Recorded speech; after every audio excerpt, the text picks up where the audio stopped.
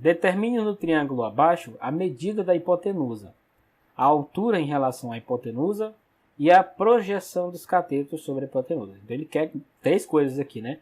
A medida da hipotenusa, a altura em relação à hipotenusa e a projeção dos catetos sobre a hipotenusa. Vamos lá, está aqui o desenho.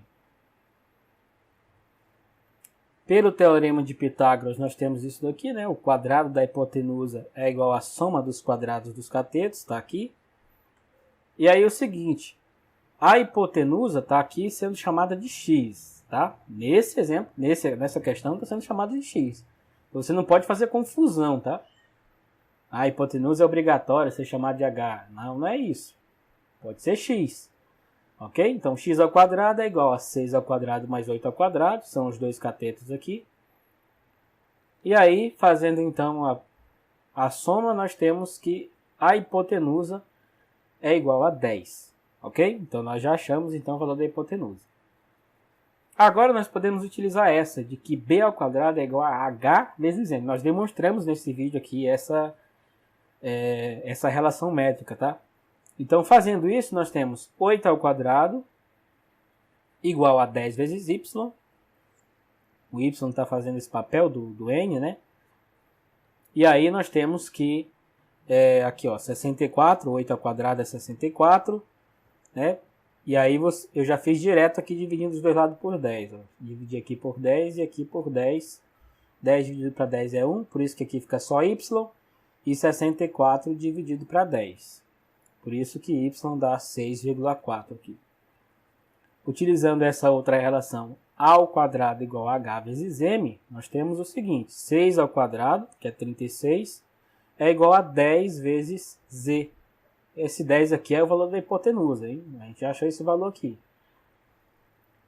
Fazendo então essas medidas aqui, nós temos 36, né, igual a 10 vezes z. E agora a gente faz a mesma coisa e divide os dois lados por 10. Aqui é 1, fica só o z.